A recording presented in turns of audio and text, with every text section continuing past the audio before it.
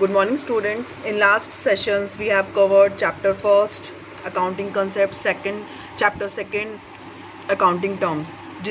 जिनको आपको समझने में कोई दिक्कत नहीं आई होगी. आई होप आप लोगों को सारी टर्म समझ में आ चुकी होंगी.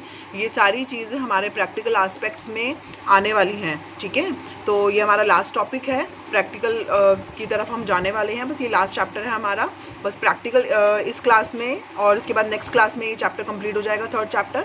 उसके बाद मैं आप लोगों का फोर्थ चैप्टर स्टार्ट करूँगी, और उसके आगे फिर हमारा क्या कहते हैं, आपका theory part practical part start हो जाएगा. अकाउंटिंग प्रिंसिपल्स हमारे लिए रूल्स और रेगुलेशंस की बात करते हैं. जिस अकाउंटिंग फ्रेमवर्क के अंदर है कि आप अपनी फाइनेंशियल रिपोर्टिंग तैयार करते हैं, हम लोग अपने अकाउंट्स मेंटेन करते हैं, किस तरीके से हमें एंट्री करनी चाहिए, नहीं करनी चाहिए, कौन से रूल्स रेगुलेशंस फॉलो करने पड़ते हैं, ये सब कुछ आपको अकाउंटिंग प्रिंसिपल्स बताते हैं. अकाउंटिंग प्रिंसिपल्स का मीनिंग देखिए. Accounting principles are the rules and guidelines that business must follow when reporting financial data. Means financial data को कम्युनिकेट करना सबसे बड़ा टास्क है हमारे लिए. तो उस टास्क को अचीव करने के लिए हमें पूरा अकाउंटिंग प्रोसीजर फॉलो करना पड़ता है. तो पूरे अकाउंटिंग प्रोसीजर को फॉलो करने के लिए हमें कोड ऑफ कंडक्ट, एथिक्स को क्या करना पड़ता है, फॉलो करना पड़ता है. तो उन्हीं को हम क्या बोलते हैं, अकाउंटिंग प्रिंसिपल्स, जिनको हमें रूल्स और गाइडलाइंसेस को फॉलो करना है बिजनेस को चलाते वक्त, और उसको फाइनली हमें फाइनेंशियल डेटा जो है उसको रिपोर्ट करना होता है. ठीक है, तो उसकी देखिए नेचर और करेक्टरिस्टिक्स क्या रहेगा हमारे पास अकाउंटिंग प्रिंसिपल्स का. Accounting principles are uniform set of rules. Mean uniform मतलब एक जैसे. आपने फर्स्ट ईयर में जो रूल्स रेगुलेशंस फॉलो किए, आपको सेकंड ईयर में भी वही रूल्स रेगुलेशन फॉलो करने पड़ेंगे. जो बिजनेस ऑर्गेनाइजेशन आप जैसे मान लेते हैं रेडीमेड गारमेंट्स की या क्लोथ मार्केटिंग का काम करते हैं. ठीक है, तो आपके ऊपर जो रूल्स रेगुलेशंस फॉलो होंगे वो क्लोथ ऑर्गेनाइजेशंस जो रूल्स डेवलप करती हैं, तो वो आपको रूल्स फॉलो करने पड़ेंगे. वही अकाउंटिंग प्रिंसिपल्स आपको फॉलो करने पड़ेंगे. तो यूनिफॉर्मिटी होनी चाहिए, मींस एक जैसा. ठीक है, जिस साल आपने जो यूनिफॉर्म और अकॉर्डिंग टू द आपकी पर्टिकुलर जो ऑर्गेनाइजेशन है उसके अकॉर्डिंग आप क्या कर रहे हैं, फॉलोज कर रहे हैं रूल्स को, तो उसी के गाइडलाइंसेस को हम क्या करते हैं, यूनिफॉर्मिलिटी, इजीली उसको क्या करते हैं, कैरी डाउन करते हैं. और जिससे हमारा जो अकाउंटिंग प्रिंसिपल्स जो हमारा अकाउंटिंग डेटा है, जो इन्फॉर्मेशन हम प्रेजेंट करते हैं थ्रू द अकाउंटिंग सिस्टम, उससे क्या होगा, वो ईजिली अंडरस्टैंडेबल होगा. मान लेते हैं आपका क्लोथ मर्चेंट है आप, तो आपकी क्लोथ मर्चेंट XYZ कोई फर्म है, उसने क्या किया, दूसरी फर्म के साथ आपको कंपेयर करना है. तो अगर उसने आपके जैसे डेटा की प्रेजेंटेशन नहीं रखी, उनका फॉर्मेट उन्होंने दूसरा रखा, तो आप कंपेयर कर पाएंगे अपने अकाउंट्स को, बिल्कुल भी नहीं. तो ऐसे केसेस के लिए हमें सेम टाइप ऑफ रूल्स को फॉलो करना पड़ता है, तो उन्हें बोलते हैं uniformity. Accounting principles are man made means organisations के अकॉर्डिंग, एक्सपीरियंसेस के अकॉर्डिंग. ये मैन मेड है, इंसानों ने बनाया है इसको, और ये एक्सपीरियंस और रीजंस के साथ डेवलप किए गए हैं, विदाउट एक्सपीरियंस नहीं डेवलप किए गए. ठीक है, next. Accounting principles are not static. Static means स्थिर. ये एक जगह ठहराव वाले नहीं है. ये regular change according to the market changes, according to the economic changes, ये क्या होते रहते हैं, time to time, passage of time के साथ बाउंड टू चेंजेबल हैं. ठीक है, फ्लैक्सीबल आते हैं. ये नॉट स्टैटिक वे में नहीं होते. जैसे जैसे एनवायरनमेंट चेंज हो रहा है, डायनामिक बिजनेस एनवायरनमेंट होता है हमारा, तो उसी तरीके से इकोनॉमिकल चेंजेस होते हैं जो बिजनेस को अफेक्ट करते हैं. तो इसी तरीके से बिजनेस के अकाउंटिंग प्रिंसिपल्स भी चेंज होते हैं. ठीक है, next. Kinds of accounting principles. Accounting principles के हमारे पास टू टाइप्स हैं. एक तो अकाउंटिंग कंसेप्ट या अजम्पशंस के तौर पे आएगा, और एक आएगा हमारे पास अकाउंटिंग कन्वेंशंस के नाम पे. ठीक है, तो अकाउंटिंग कंसेप्ट्स में हमारे पास 11 पॉइंट्स हैं. तो 11 पॉइंट्स में हमारे पास अकाउंटिंग कंसेप्ट्स और अजम्पशंस के तौर पे आएगा, और अकाउंटिंग कन्वेंशंस में हमारे पास 3 पॉइंट्स हैं. तो फर्स्ट मैं आपका ले रही हूँ अकाउंटिंग कंसेप्ट्स. अकाउंटिंग कंसेप्ट्स में फर्स्ट है going concern, consistency, accrual basis, business entity concept, money measurement concept, accounting period concept, cost concept, dual aspect, revenue recognition, matching concept and objectivity. ठीक है, उसके बाद हम लेंगे कन्वेंशंस. तो ये हमारे पास 11 अजम्पशंस हैं जो हम कवर करेंगे. इन 11 अजम्पशंस में मेन जो 3 अजम्पशंस होती हैं, इनको बोलते हैं fundamental accounting concepts. Going concern concept, consistency and accrual. 3 points are as fundamental accounting concepts की. इनको ये हर फॉर्म के लिए क्या है, एजम्पशन बेसिस पे काम होता है कि हमारी फॉर्म गोइंग कंसर्न बेसिस पे काम करती है, इंडेफिनेट पीरियड के लिए काम करती है. हमें पता है कि पर्सन की डेथ कभी भी हो सकती है, बट हम ये थोड़ी सोचते हैं कि हम कल ही मर जाएंगे। नहीं, हम ये सोचते हैं कि हम लॉन्ग लाइफ तक जिएंगे और हम उसके अकॉर्डिंग अपना घर भी बनाते हैं, आगे लाइफ में सारे काम अकॉर्डिंगली करते हैं। तो इसी तरीके से गोइंग कंसर्न बेसिस पे जो बिज़नेस होते हैं, बिज़नेस भी क्या करते हैं, ये ऐसा नहीं सोचते कि हम कल ही बिज़नेस हमारा बंद हो जाएगा। नहीं, वो ये सोचते हैं लॉन्ग लाइफ तक हमारा बिज़नेस चलेगा। तो going concern means definite indefinite period तक हमारा क्या चलेगा, बिज़नेस। कंसिस्टेंसी बेसिस क्या होता है, कंसिस्टेंसी मीन्स एक यूनिफॉर्मिटी मेंटेन करना। जो बिज़नेस आप क्या कर रहे हैं, मैंने अभी आपको एग्जांपल दिया था क्लॉथ मर्चेंट का।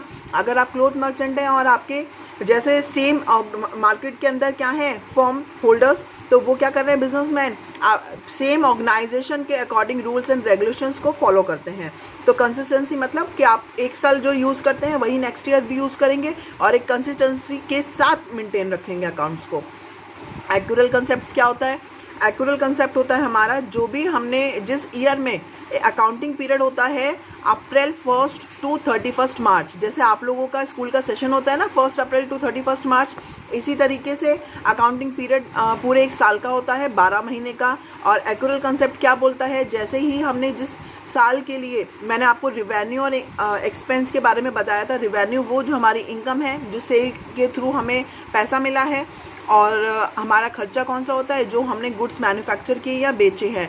सेल तक मीन्स कस्टमर को गुड्स सेल करने तक जो खर्चा, जो कॉस्ट अकर होती है एक प्रोपराइटर को, बिजनेसमैन को, उसको बोलते हैं एक्सपेंस या कॉस्ट। ठीक है, तो जो खर्चे आपके ड्यूरिंग द ईयर हुए, हम क्या करते हैं पूरे साल के एंड में जाके देखते हैं कि हमें प्रॉफिट हुआ या loss. Day to day basis पे, वीकली बेसिस पे, मंथली बेसिस पे हम अपने पर्सनल वे में तो हम निकाल सकते हैं, बट जो हमारे अकाउंट्स प्रिपेयर किए जाते हैं वो पूरे 1 ईयर के लिए प्रिपेयर किए जाते हैं। और पूरे एक अकाउंटिंग पीरियड के एंड में हम अपने फाइनेंशियल डेटा को क्या करते हैं, profit and loss and balance sheet के फॉर्मेट में प्रिपेयर करके और रिपोर्टिंग का काम करते हैं to our customers, to our suppliers, to other interested parties. ठीक है, तो हमारा जो एक्यूरल कंसेप्ट है वो क्या कह रहा है कि पूरे एक साल के खर्चे चाहे आपने पे किए या नहीं किए, बट वो एक्रू तो हो चुके हैं, अकर हो चुके हैं, तो हमें क्या करना पड़ेगा, उनको रिकॉर्ड करना पड़ेगा। तो ये मैं आपके फर्स्ट 3 पॉइंट्स ले रही हूँ। देखिए,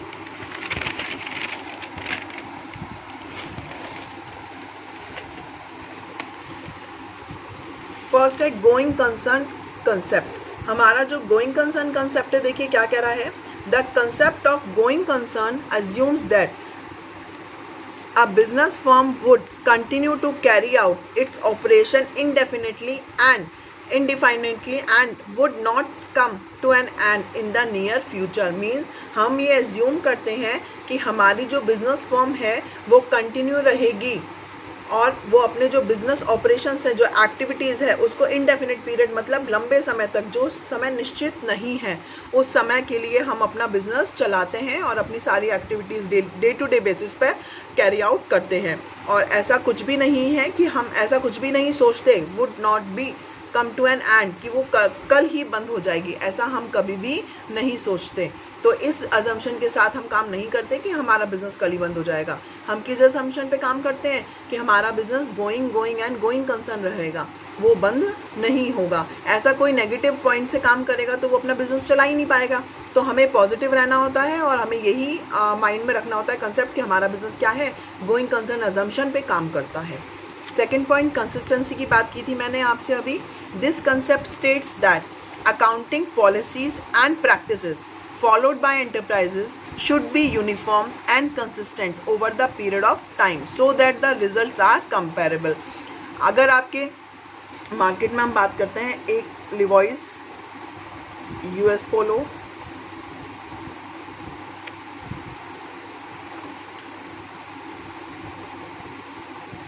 ये आपके पास क्या हैं, 2 बिजनेस ऑर्गेनाइजेशंस हैं मार्केट के अंदर। तो ये क्या हैं, रेडीमेड गारमेंट्स के क्या कहते हैं, शोरूम्स हैं, बिजनेसेस हैं। तो ये दोनों क्या करते हैं, सेम अकाउंटिंग प्रिंसिपल्स को फॉलो करते हैं, सेम रूल्स एंड रेगुलेशंस को फॉलो करते हैं ड्यूरिंग द फाइनेंशियल रिपोर्टिंग।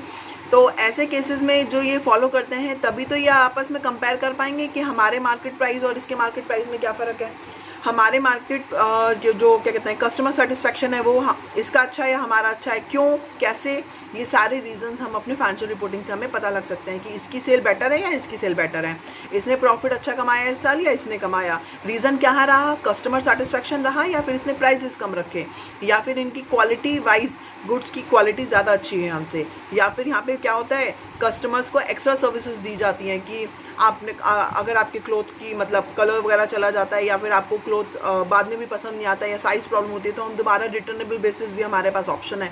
तो इस तरीके से अगर एक्स्ट्रा ऑप्शंस रखे हैं तो ये सब चीज़ें हमें कब समझ में आएंगी, जब हम डेटा को कंपेयर कर सकते हैं। डेटा को कब कंपेयर कर सकते हैं, जब हमारा डेटा कंसिस्टेंट बेसिस पर यूनिफॉर्मिटी मेंटेन करता है और कंसिस्टेंसी मेंटेन करता है। मींस कि रेगुलर वे में हम जो काम करते हैं उसमें एक सीक्वेंस है और वो एक ही जैसा प्रेजेंट किया जाता है हर साल, तभी हम अपना डेटा अपनी फर्म के साथ और अदर फर्म्स के साथ क्या कर सकते हैं, उसको कंपेयर कर सकते हैं।